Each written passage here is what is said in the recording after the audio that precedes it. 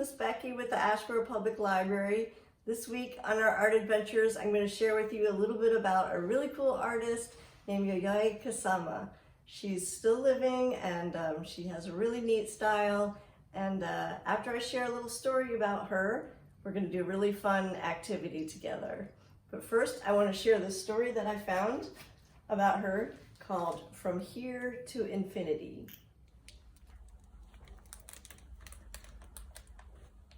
Yayoi Kusama, From Here to Infinity, by Sarah Suzuki, illustrated by Ellen Weinstein, with reproductions of work by Yayoi Kusama, published by the Museum of Modern Art, New York. Yayoi Kusama was born in the country of Japan, on the island of Honshu, in a town called Matsumoto City. An old palace made of wood and stone overlooked a moat where swans swam. The streets were lined with little shops, and snow-capped mountains rose in the distance, swallowing up the sun as it went down in the evening.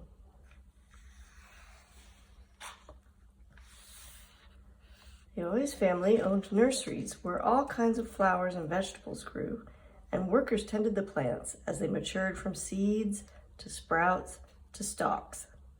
But Yayoi yearned for a different life, far from the countryside.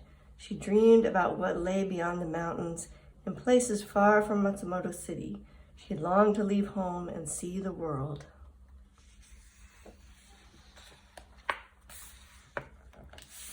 Yayoi's mother wanted her to stay home and learn old-fashioned manners, how to dress elegantly, walk demurely, eat politely, and find a proper husband. But Yayoi wanted to be an artist. Every day she went outside with ink and brushes and paper, and she drew things that she saw and things that she imagined. She looked closely at the pebbles that lined the riverbed, and the leaves and the stalks of the plants, and she drew them as chains of tiny cells that looked like dots. When she was older and studying in art school, her teachers disapproved of her work, and they demanded that Yayoi paint in the traditional, precise Japanese style. She wanted to go where she could live without rules. When she was 28 years old, she packed up her silk kimonos and her thousands of drawings and stuffed dollar bills into the toes of her shoes. It was her first airplane trip. There were only 4 other passengers, and the weather was stormy. With rain and lightning, the airplane wobbled and dipped as it flew to America.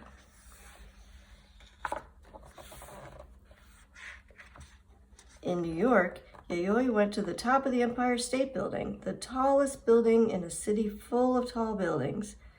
When she looked down and saw the buses and the cars and the yellow taxis zooming up and down the avenues, and the bankers and the teachers and the artists rushing to work, from up on the 86th floor, they looked like dots. She felt very far from quiet Matsumoto City and her mother's rules. Here it seemed that anything was possible.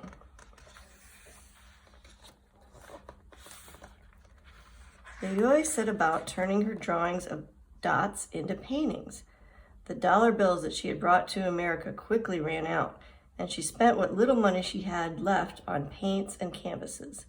She worked day and night, and she painted when she was cold, and painted when she was hungry, and she painted when she was lonely.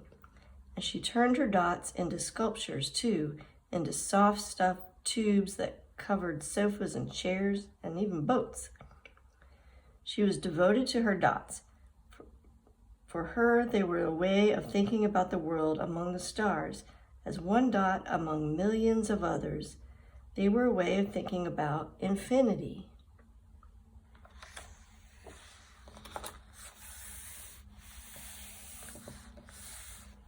Sometimes, when she grew frustrated, she visited the Museum of Modern Art. She gazed at the paintings by other artists, and she thought about why and how they were made. She looked at pictures of dancing girls and swirling night skies, trying to solve them as if they were puzzles. Probably seen that one before, huh?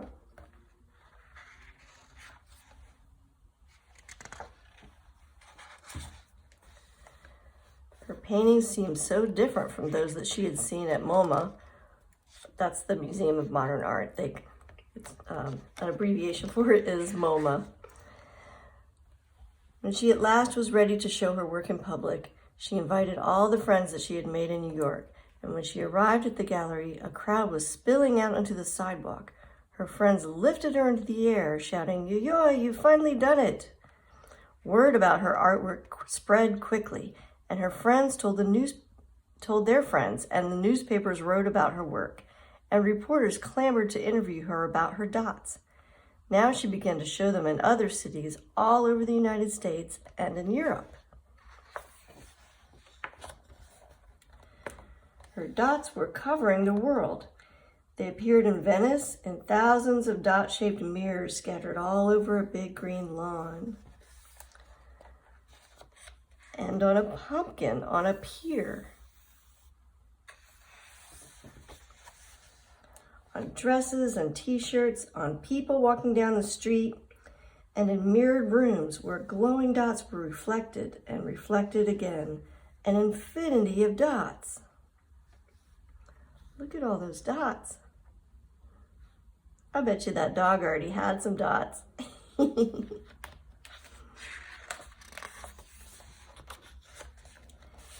Here she is in one of her mirrored infinity rooms.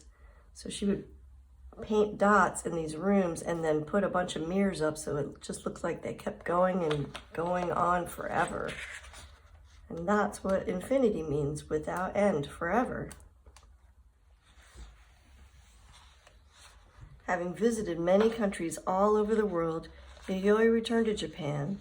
The country had changed a lot since she left, with many different artists challenging the old traditional style, as Yayoi had been doing all along.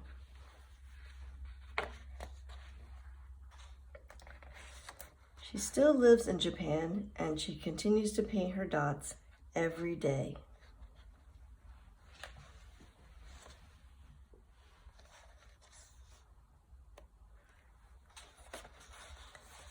And here's some of the pieces that she did.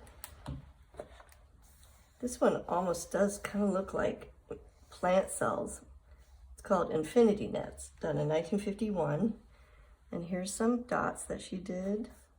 This one's called Flower. And some more dots. And here's that chair that they mentioned in the story. She calls it Accumulation Number 1. And that was made in 1962.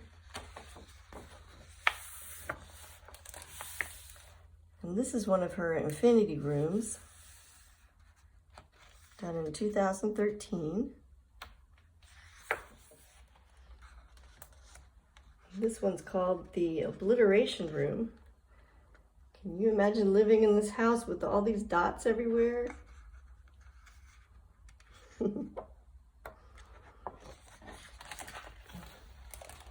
And here she is with dots on, and dots on the walls, and dots on the floor, and dots all over the flower sculpture that she made.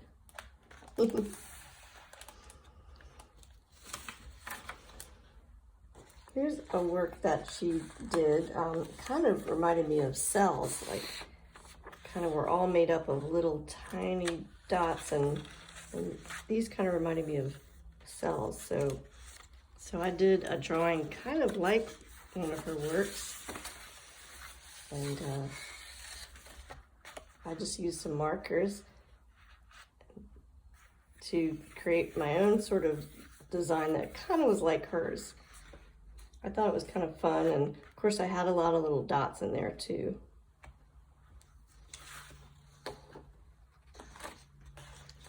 And here she is with a bunch of her works.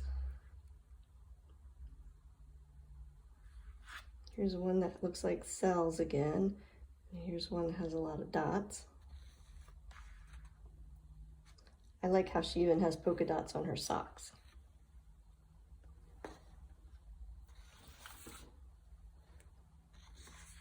And here is one of the big pumpkins that she did that she put dots all over.